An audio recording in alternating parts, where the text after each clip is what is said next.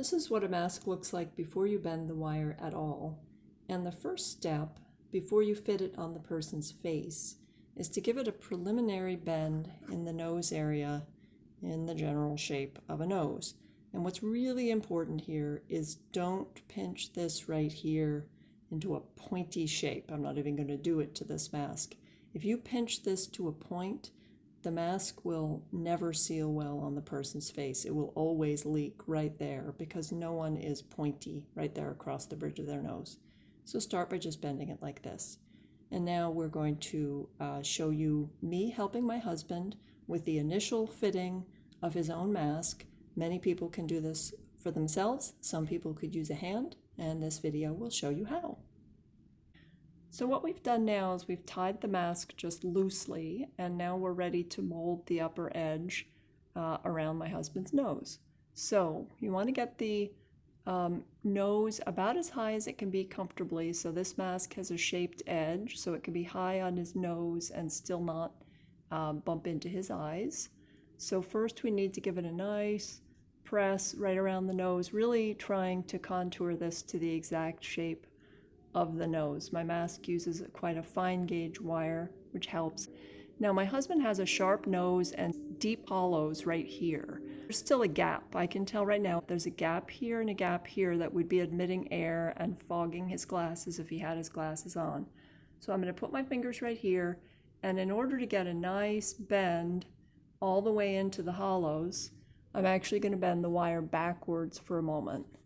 Now hold those two places in place, and I can give the cheek the curve that it needs.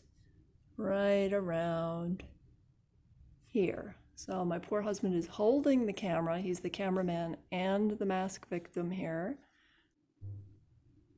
So here we are. My husband's glasses are not fogging. He's getting a little bit of air coming in around the cheek area. Not very much. He's pointing right now. So there's one other thing you can do if you don't want that, which we don't, and I will show you in just a moment. So the other thing that you can do is you can lift the ties to a higher position on the head. In my husband's case, the shape of his head means very high. So my husband is brave enough to wear his ties way up there. And now he has no air coming in around the edges of his mask, hardly any. Obviously, we're not making any claims that this is the equivalent of an N95, but I feel best when he goes out knowing that we're getting the most out of the fabric that I was able to use. We're getting the most coverage and protection.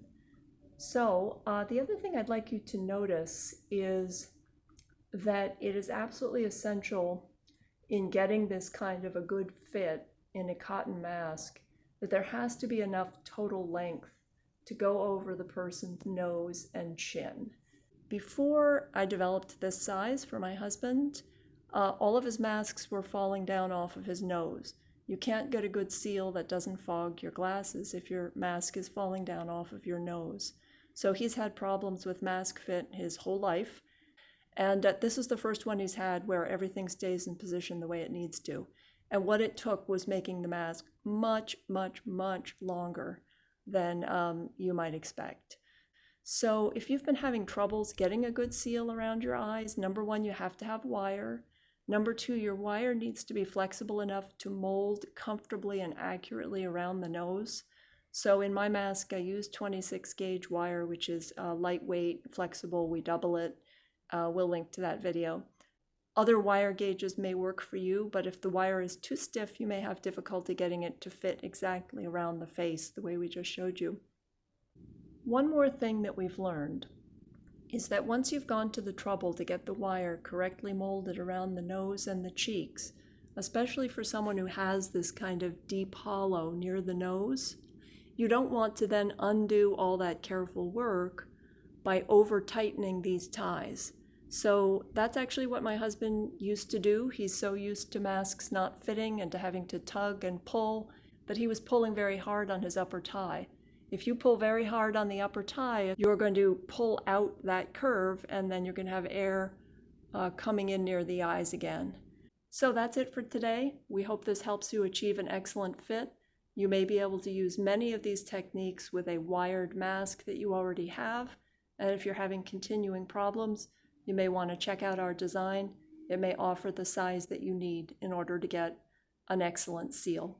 Thank you very much, and stay well.